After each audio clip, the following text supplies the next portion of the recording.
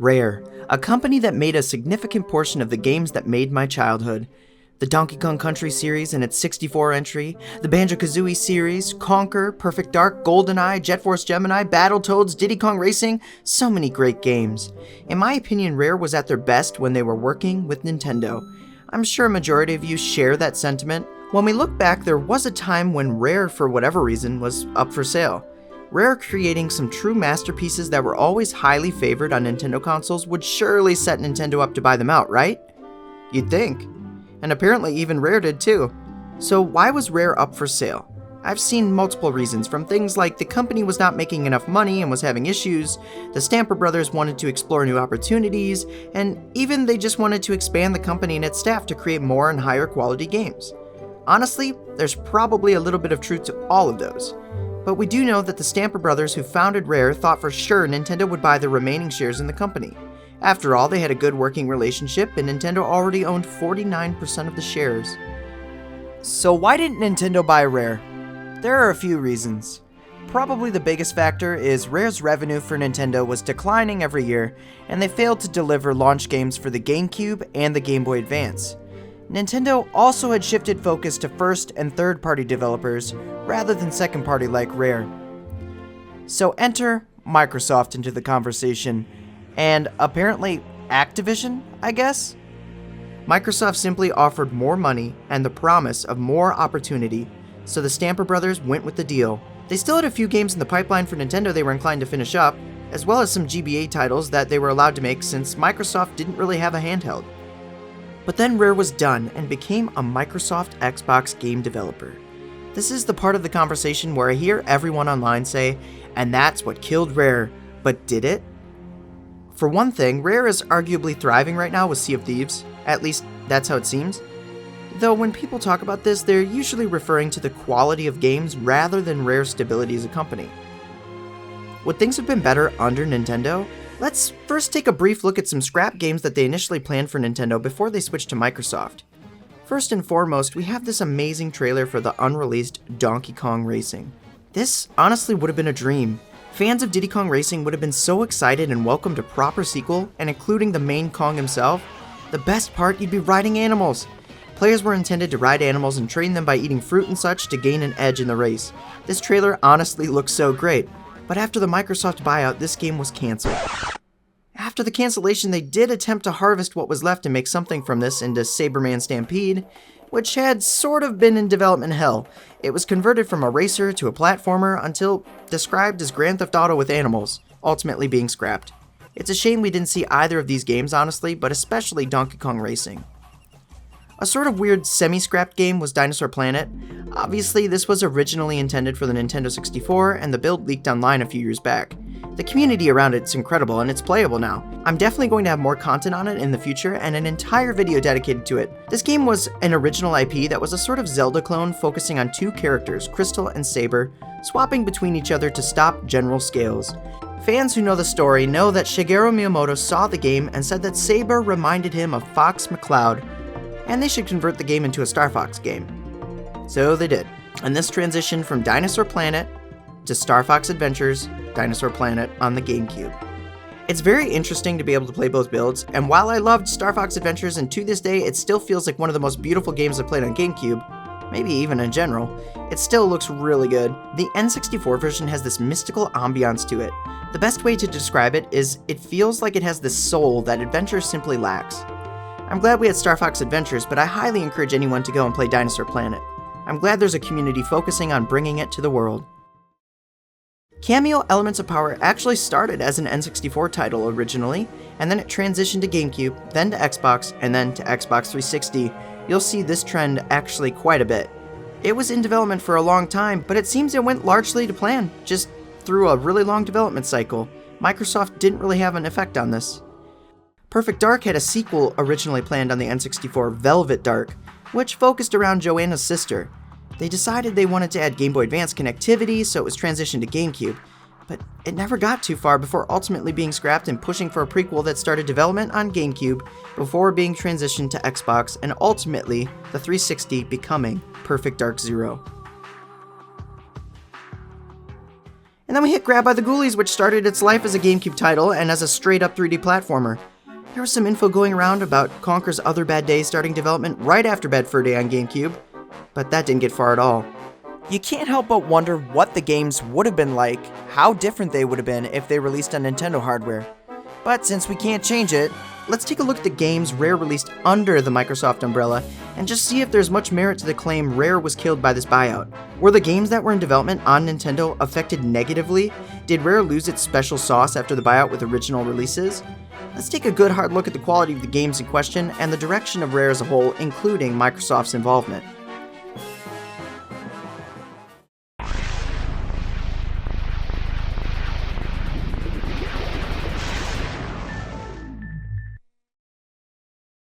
We start at the beginning of the Microsoft acquisition with a look at the games they released on the original Xbox and see what kind of impact Microsoft had here. Let's look at 2003's Grabbed by the Ghoulies.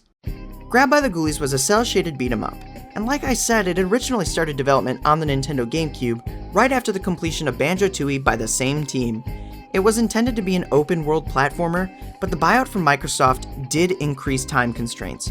They not only had to convert it from a GameCube game to an Xbox game, but they then only had a limited time to work on it. Game designer Greg Mail said that the transition from GameCube to Xbox was really difficult, and with the time constraints, they simplified the gameplay and design.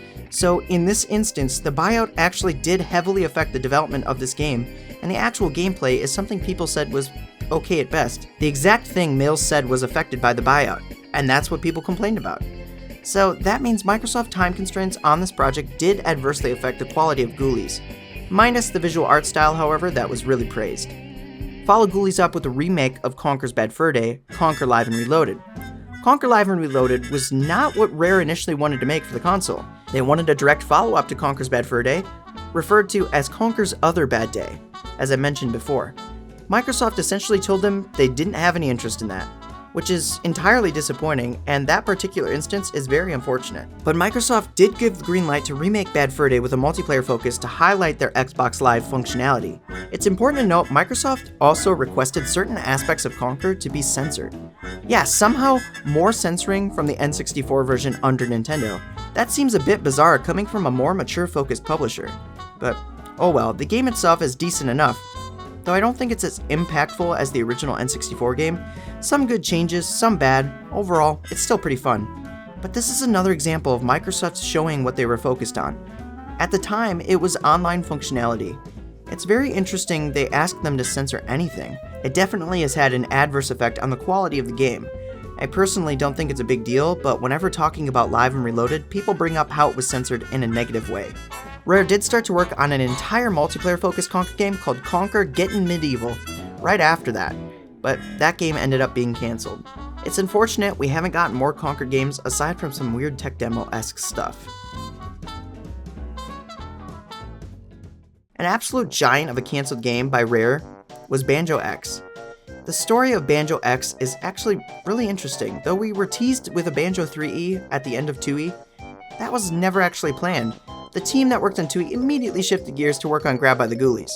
Banjo X was intended to be a remake of the first Banjo-Kazooie. The plan was to make this game a sort of alternate adventure where you go through the levels of Kazooie, but things have changed from the original, and as you progress, the changes were more drastic.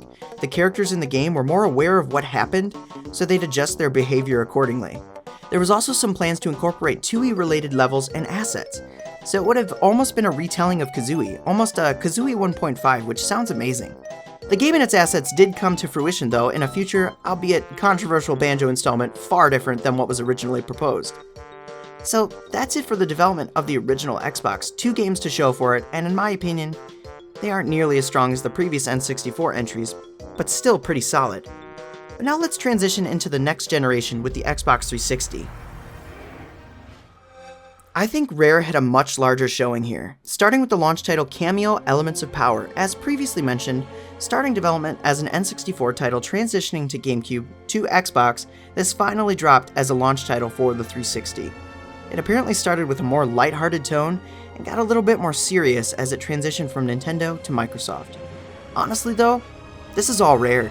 No time constraints. Heck, this game spanned 4 consoles in its development. They even got extra time to make it a 360 launch title rather than an original Xbox release, and they added a co-op mode and fine-tuned some things. It wasn't a huge success, but it had an average release, and it was planned to have a sequel, which was teased at the end of the game, and this is unfortunately where Microsoft did screw the pooch. They started pushing out more Kinect hardware and games for that, where Rare had their interest piqued and started developing Kinect titles, and they were not able to put out a sequel to Kameo Elements of Power. This is very disappointing, as the Rare charm was definitely strong with this one, and in typical Rare fashion, a cliffhanger. So while Kameo may not have been adversely affected in this specific title, the series certainly was. Now, around the same time of release was Perfect Dark Zero, a prequel to the legendary N64 title, Perfect Dark. This spanned development on GameCube to Xbox and ultimately was rushed to be on 360. The game came out to fairly high acclaim though. This is one that had high reviews at the time, and everyone these days seems to be talking about how they don't like it. Maybe this is a good candidate for a defending video. Stay tuned for that one. I'd say this one was a success as far as releases go for Rare. It performed well, becoming a certified platinum hit. Now we move on to a more colorful world filled with pinatas. Evidently, a simple prototype was under development while they were with Nintendo, but real development started with the original Xbox and ultimately pushed on 360 hardware, so it could have some awesome graphics. And before I say anything else, let me just say, when people talking about how Microsoft acquiring Rare killed it, this is a game I adamantly stand behind as reasoning it did not. Viva Pinata is quite simply a joy to play. I'm of the preference of 3D platformers, but I found myself captivated in this bizarre garden simulator. It's filled with Rare charm and it just screams quality. The development team stated that they felt rushed to complete this project and it wasn't quite how they wanted it to turn out, but they followed it up with a sequel and refined things. It was a commercial success. Microsoft pushed it to be kid-friendly, but I don't think that hurt it at all. One spin-off game was developed by an outside studio, Chrome Studios, and Rare even made a DS title because Microsoft higher-ups expressed interest in creating a title for the DS. This marked Rare's final Nintendo system development. The end of the era, truly. Rare did release the smaller remake of their classic game Jetpac under Jetpac Refuelled after learning about the Xbox Arcade service. It was a small team and Microsoft had little to no involvement with this one. Now, the infamous Banjo-Kazooie Nuts and Bolts. I can't help but feel this is the main point of contention for the Microsoft killed Rare argument. To this I'm gonna say 100% no. This game is actually really fun. Yes, it was 100% not the Banjo sequel that we all wanted, but objectively, it's creative and fun, and it screams Rare. It was developed by the original Banjo team. They simply wanted to not make a similar 3D platformer again, which in my book is fine, but why take your most successful property and experiment? Why not make it a spin-off or focus on a new IP or some other smaller series? I really believe that if this was a Mumbo spin-off rather than a Banjo-focused game, it would have performed better. You certainly don't want to alienate your audience, which is entirely what the game did. Rare knew that people really didn't want these changes from the gameplay to the character models. They taunt you in-game with commentary. It's a real shame. I understand they wanted to do something different, but it was went about all in the wrong way. All that being said though, the gameplay is really fun. Tim Stamper suggested creating something with a Lego building vibe, and that's what they did. This game was sort of a commercial failure, selling enough to make it as a platinum hit, but being dwarfed by other Xbox titles at the time, like Fable 2. Somewhere in the mix of Banjo Nuts and Bolts in 2007, the Stamper brothers also left Rare to take a new direction. This is where Rare truly fell off in my opinion, because in 2010, Rare shifted focus from what they made before and started focusing on games like Kinect Sports. I don't want to dwell on these really, since I'm not a personal fan of Kinect titles or motion controls in general, aside from VR and a couple games on Wii. But these Kinect games were pretty successful for Rare. They were enamored with the technology, and apparently looked for more possibilities. Microsoft didn't make them make the games, but Rare expressed interest after seeing some tech demos. And while I respect the creativity and art of this, nothing beats a unique, colorful storytelling video game that I can sink hours into. But right after this, we got a weird one. Killer Instinct returns? I honestly didn't see that coming. But Rare didn't make it? It was developed by another studio? I guess it was under the supervision of Ken Lobb and Rare. But why wasn't Rare heading this up? This unfortunately marks a trend for Rare's IPs going forward. At least they were involved pushing it forward into development and supervising. It's better than nothing, I guess. And now we have Rare Replay, a celebration of all things Rare with a lot of their original IPs from the 80s all the way to the present day. Notably absent are some of the Nintendo heavy hitters, and that's understandable. This is simply a celebration of 30 years. 30 years of a company that almost went under in the early 2000s. Microsoft did that, guys. Microsoft didn't kill Rare, it saved it. Nintendo sat there seeing their friends sinking and did nothing. The narrative of Microsoft killing Rare isn't a thing. Any decision that was negative and put Rare in a direction we didn't like was Rare itself. I don't mean to shift blame to Nintendo either, I'm simply trying to say that Microsoft didn't kill Rare by buying it. It certainly has no merit. The reality is a lot of the team members that develop the games we love are no longer with Rare. Some are at other companies now. There's a few that are still hanging around, but it's a majority of new faces giving us a new direction. We can't expect them to stay the same forever, even if it was the same teams. Rare has been now supporting their game Sea of Thieves for multiple years, and while I'm craving a new IP that seems to have gotten teased a bit this last holiday season, we don't know much about it since its announcement. I for one do enjoy Sea of Thieves, and it's cool they update it, but the list of IPs that Rare has developed throughout its lifetime are vast, and it's sad we don't see the push for creativity like we used to. I miss the days Rare gave us banger after banger, and now it's few and far between. Personally, though there were some choices I wasn't a huge fan of, the spirit of Rare was very much alive after the Microsoft buyout, and Rare put out many quality titles. But now I can't help but get a little sad every time I see their IPs pop up with reboots or sequels, and that familiar toilet paper roll logo doesn't fade in.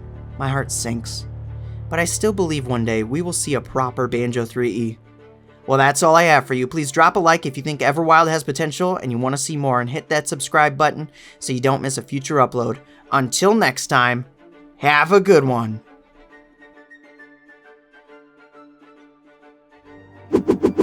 Jake, you look back!